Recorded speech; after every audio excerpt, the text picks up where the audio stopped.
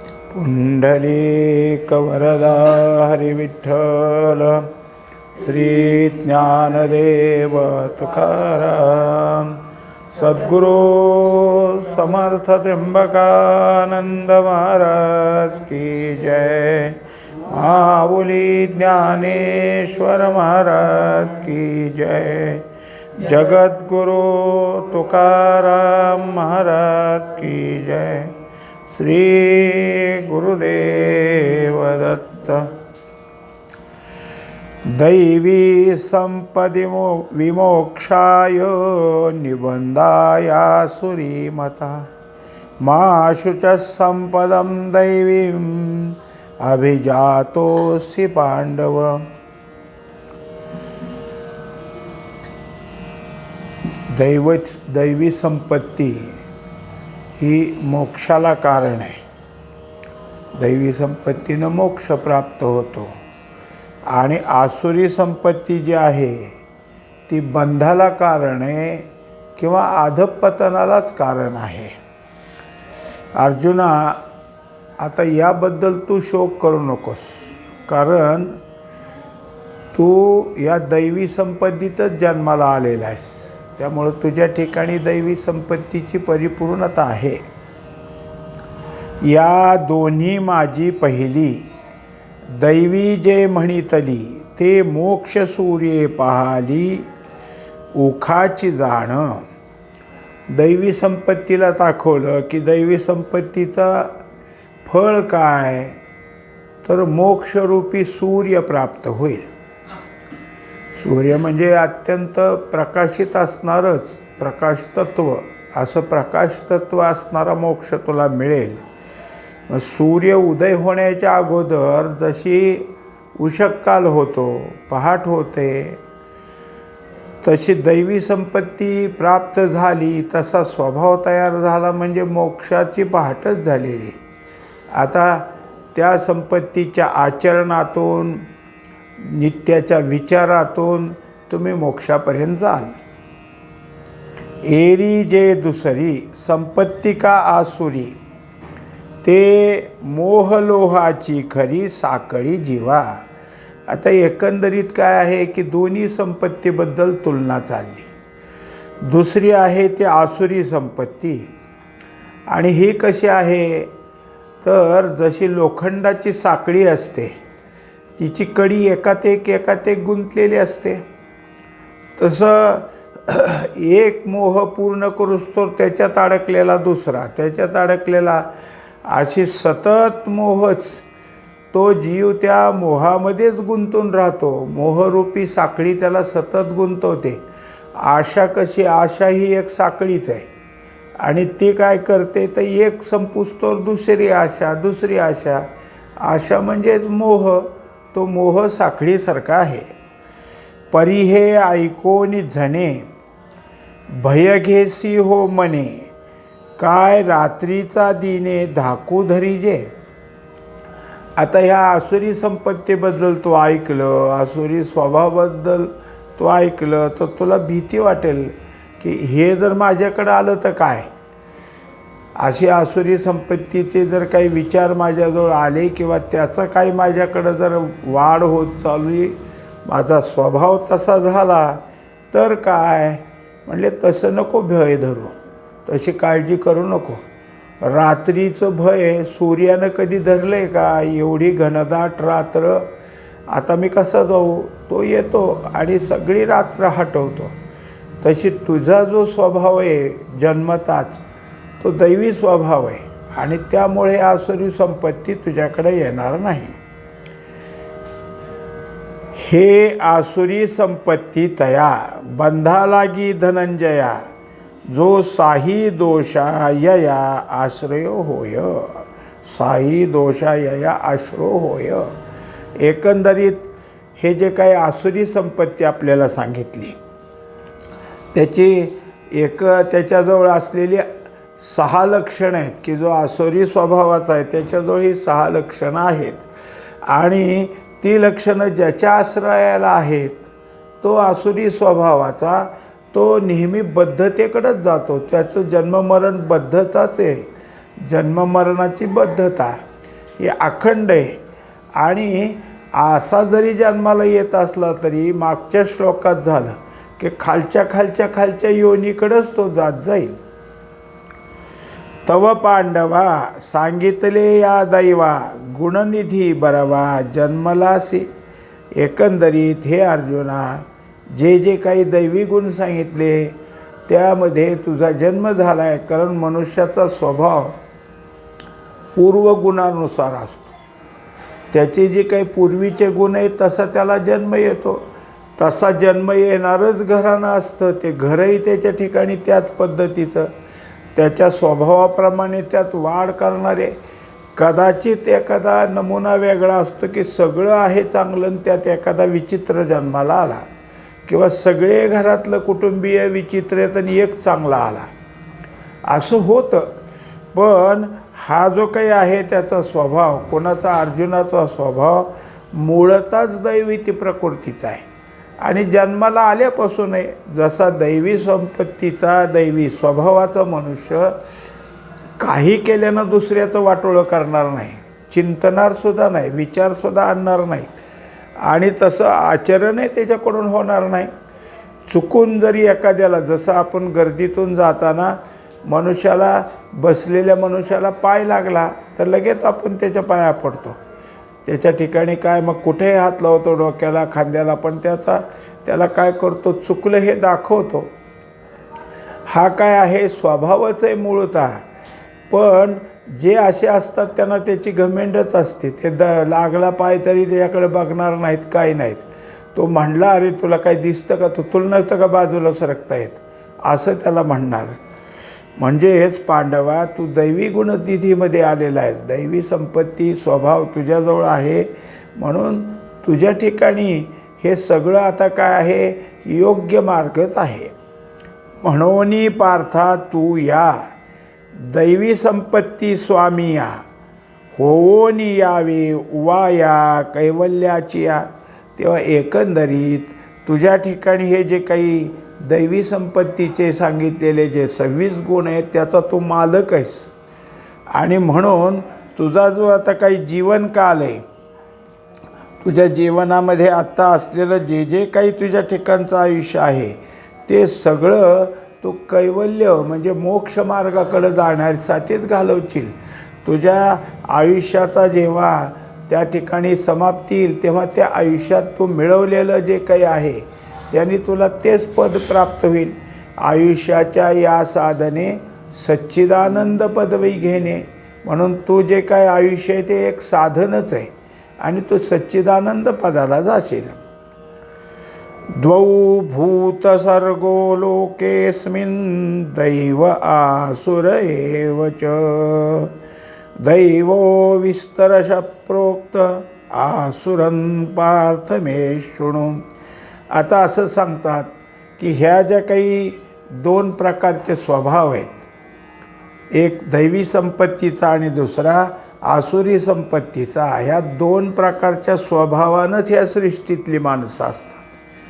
सगळीच दैवी संपत्तीचेत असं नाही, सगळी आसुरीत असं नाही. कोणाकडं दैवी संपत्तीचा स्वभाव आहे, कोणाकडं आसुरी संपत्तीचा स्वभाव आहे. हे दोन्ही जे काही आहेत ह्या सृष्टीमध्ये त्याच प्रकारचा विस्तार सतत सांगितलेला आहे. आणि ती सृष्टी नेहमी जी काही तिची प्रवाहरूप वाटचाल आहे त्यात हे दोन्ही येणार आहेत. तेव्हा आत्तापर्यंत जे काय होतं ते दैवी संपत्तीचा सविस्तर तुला सांगितलं. आता सांगायचं राहिलं आसुरी संपत्तीबद्दल आणि त्याची सविस्तर माहिती तुला मी आता सांगणार आहे. आणि दैवा आसुरा संपत्तिवंता नरा अनादिसिद्ध उजगरा रहाटीचा आहे. एकंदरीत ही सृष्टीची रहाटीच आहे. त्याच्या जे जे काही जन्माला आले ते सगळे ह्यातल्याच कुठल्या तरी एका संपत्तीचा म्हणजे स्वभावाचा अंगभाव घेऊन येतात. आणि जसं जसं ज्याच्याजवळ आहे तसं तसं त्या वाटेला ते जातो. असं आहे की मागं 6व्या अध्यायात माऊलीने सांगितलं आहे की जर सगळेच दैवी संपत्तीचे आले आणि सगळेच जर मोक्षाकडे गेले तर ही सृष्टी चालायची कशी? विसावेवी न वाट चालावी कवणे. त्याच्यामुळं असे काही आहेत की त्यामुळं हा सृष्टी प्रवाह पुढं चालू राहील. जैसे रात्रीचा अवसरी व्यापारी जे निशाचरी दिवसा सुव्यवहारी मनुष्याधिकी. आता त्याच्यात काय आहे की त्या त्या संपत्तीचा स्वभाव आणि त्यांची जी काही आचरणं आहेत त्या स्वभावाप्रमाणे त्यांचं जे वाटचाल आहे त्याची वेळ ठरल्यासारखीच आहे. कारण आसुरी संपत्तीवान हे कसे आहेत? निशाचरच आहेत. त्यांचं जे काय चालतं ते रात्रीच जास्त, किंवा दिवसा जरी चाललं तरी आडबाजूला किंवा कुठंतरी अंधारातच. हे जे काय आहेत हे निशाचर आहेत, त्यांचा व्यवहार तसा. आणि जे दैवी स्वभावाचे आहेत त्यांचा व्यवहार मात्र सुव्यवहारी, त्यांचा व्यवहार चांगला आहे. त्याच्यात काय आहे? मनुष्य आहेत, झालं मनुष्य गंधर्व आहेत, देव गंधर्व आहेत. हे सगळे कसे आहेत? आता जो साधा मनुष्य आहे त्याच्यापेक्षा जरासा काय आहे श्रेष्ठ स्वभाव, आणखीन त्याच्या ठिकाणी योग्य असणारा असा जो असतो तो मनुष्य गंधर्व. आणि त्याच्यापेक्षा जास्त असतो तो काय आहे? देव गंधर्व आहे. म्हणजे त्यांच्या ठिकाणी या सगळ्या लक्षणाची तर पूर्तता आहेच आहे, पण काहीतरी विशेष असे. कोणाला चांगल्या प्रकारचं गायन येतं तर कोणाला चांगल्या प्रकारचं वादन येतं आहे. हे सगळे विशेष गुण स्वभावजन्यतेनं त्यांच्याकडं असतात, त्याचे ते वाढे करतात. हे सगळे कसे आहेत? सुव्यवहारी, त्यांचा व्यवहार चांगला आणि स्वच्छ असतो. तैसिया आपुला लिया रहाटी वर्तती दोन्ही सृष्टी दैवी आणि किरीटी आसुरी येथ. तेव्हा जे जे काही आहे तिथं तिथं या असलेल्या स्वभावाप्रमाणे वर्तन चाललेलं असतं. आणि हे सृष्टीत आहे. प्रत्येक गावामध्ये असे 2 प्रकारचे असणारच आहेत आणि त्यांचा व्यवहार तसा चालतो. जिथं जिथं काय आहे की आसुरी आहेत तिथं आसुरी स्वभावाप्रमाणे वागतात. त्यांना त्यांच्या आसुरी स्वभावाचं वागणं हे आनंदाचं वाटतं. आणि जर त्यांच्या ठिकाणी या दैवी संपत्तीनं गाई आडवाडवी केली किंवा त्यांना धर्म शिकवण्याचा प्रयत्न केला तर त्यांच्यावर ते मात्र काय करतात की राग किंवा सूड उगवण्याचा प्रयत्न करतात. दैवी संपत्तीचे योग्यतेनंच वागतात. जर तो घेण्याचा अधिकारी ठरत असेल किंवा त्याच्या ठिकाणी ऐकण्याची प्रवृत्ती होत असेल तर यातनं कसं काढायचं ह्याचा विचार करतील. नाही तर त्यापेक्षा त्याच्यापासून दूर राहण्याचा प्रयत्न करतील. याप्रमाणे ही सृष्टीची रहाटी आहे. तेवीची विस्तारोनी दैवी ज्ञानकथनादी प्रस्तावी मागील ग्रंथी बरवी सांगितली. आता दैवी संपत्तीबद्दल 12व्या अध्यायात भक्ती सांगितली. ही दैवी संपत्तीचंच एक अंग आहे. ज्याच्या ठिकाणी भक्ती तो कसा असतो हे शेवटचे 8 श्लोक आहेत. त्याला अमृताष्टकच म्हटलं जातं की अद्वेष्टा सर्वभूतानां तिथून ये तो धर्मामृतमिदम तिथपर्यंत हे सगळे जर काही असतील तर भक्तच आहेत. आणि भक्ताचा स्वभाव कसा असतो ते त्यात दाखवलं. म्हणजेच हे दैवी संपत्तीवान आहेत. आणि 13व्या अध्यायात ज्ञानाचा विषय झाला. तिथं जे ज्ञानलक्षणं सांगितलीत तीसुद्धा दैवी संपत्तीचीच आहेत हे मागच सांगितलं. म्हणजे या 2 अध्यायात दैवी संपत्तीबद्दल चांगलं सविस्तर बोलणं झालं. सध्या चालू विषयातसुद्धा तुला 3 श्लोक याच वर्णनाचे म्हणजे 26 गुण 26 लक्षणं याच्यातही सांगितलेले आहेत.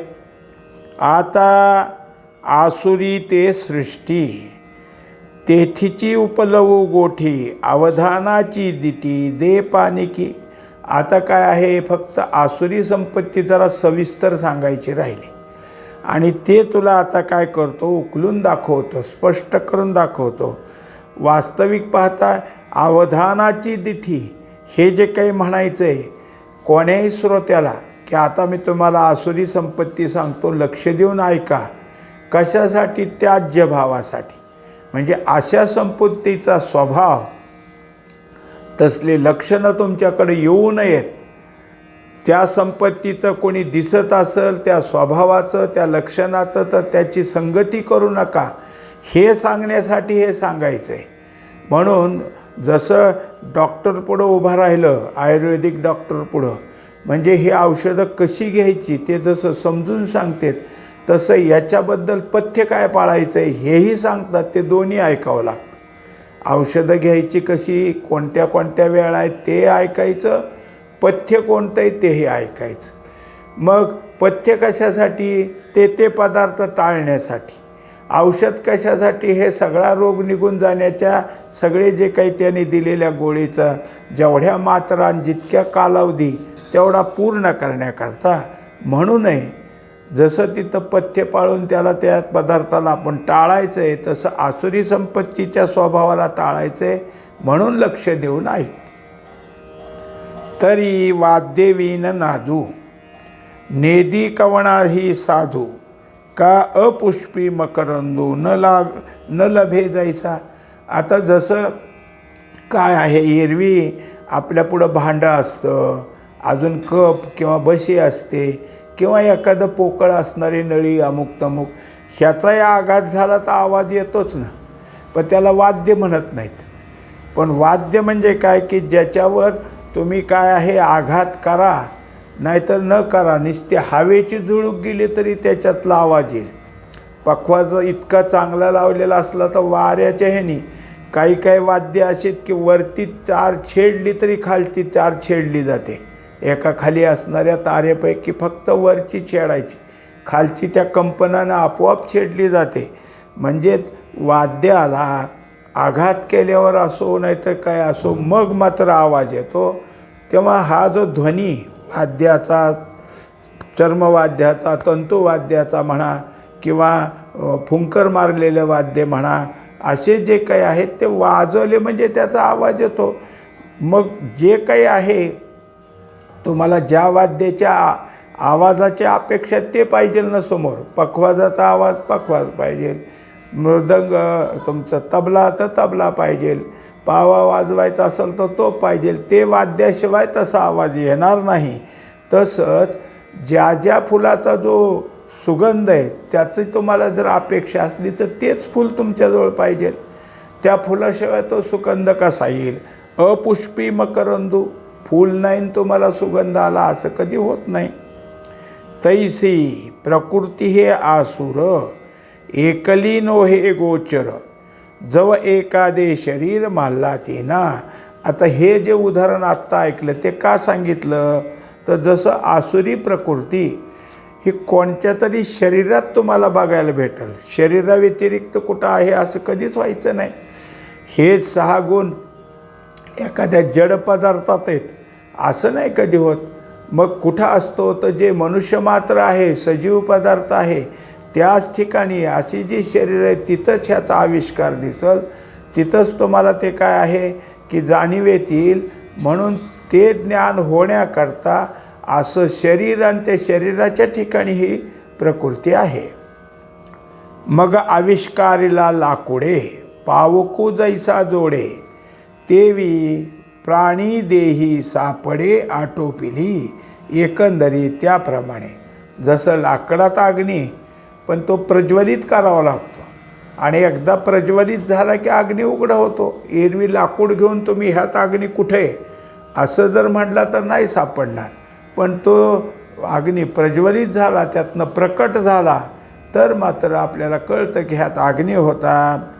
तसं ज्या ज्या प्राण्याच्या देहाच्या ठिकाणी या संपत्तीचं लक्षण दिसतं तेव्हा कळतं की अरे ह्याच्याकडे ही संपत्ती होती.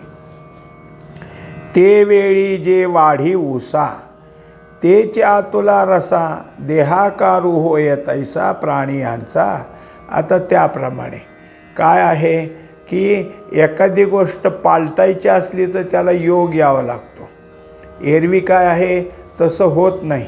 म्हणून मग जे जे काही असेल ते प्राप्त व्हायचं. जसं आता वाले आहे त्याला कितीतरी त्याच्याकडं आसुरी संपत्तीच, पण योग आला, नारदाची भेट झाली आणि पालटला. मग मात्र दुसऱ्या ठिकाणी त्याची लक्षणं निर्माण झाली.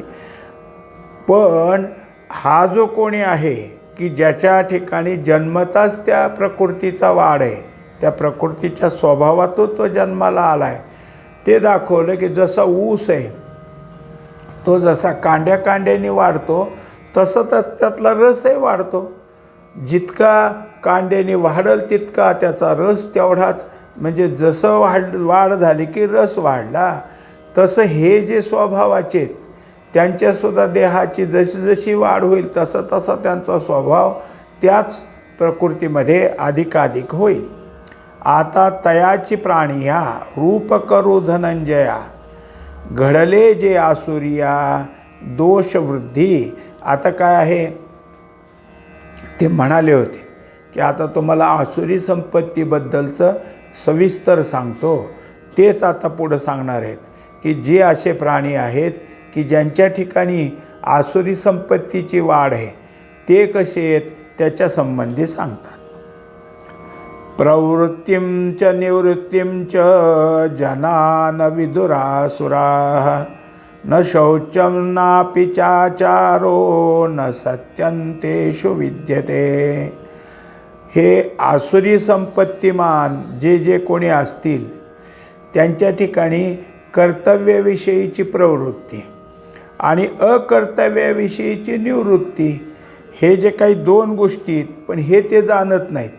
यांना कशाची प्रवृत्ती आणि कशाची निवृत्ती हे कळत नाही आणि मग काही करत असतात. तसंच जे त्यांच्या ठिकाणी आचरण होईल आता हे तर कळत नाही.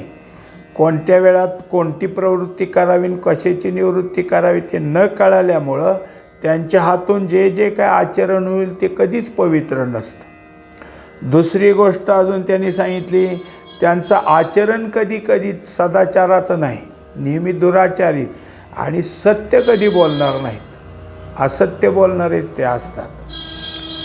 तरी पुण्यालागी प्रवृत्ती का पापाविषयी निवृत्ती, या जाणणे याची गती तयाचे मन.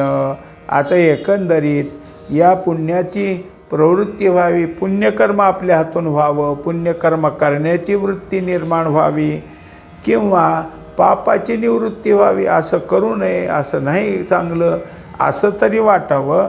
अशा तऱ्हेचं त्याच्या मनाच्या ठिकाणी अशी त्याची गती असते का?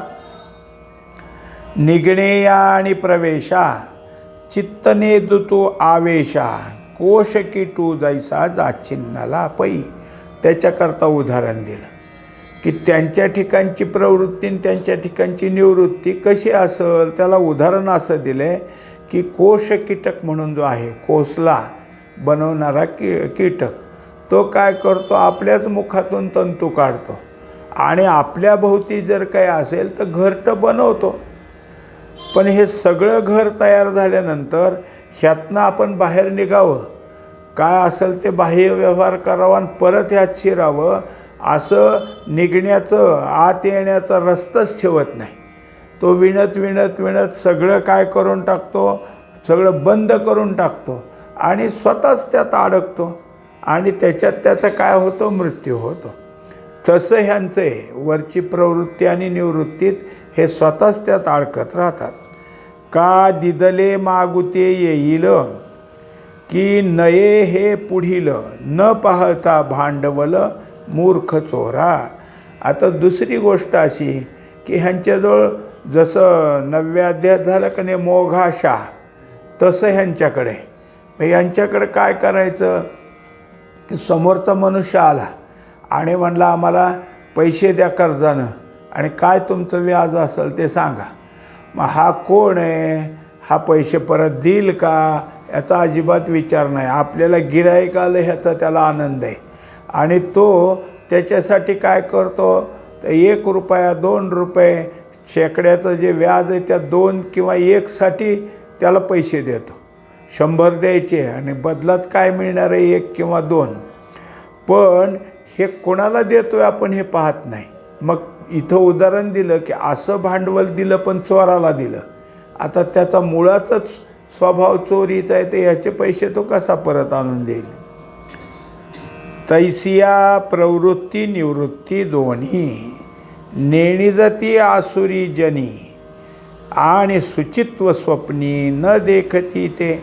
एकंदरीत त्यांच्याजवळ कशाची प्रवृत्ती, आता आपण खुलासा पाहिला श्लोकामध्ये की जे कर्तव्य आहे त्याची प्रवृत्ती असावी आणि जे अकर्तव्य आहे त्याची निवृत्ती असावी.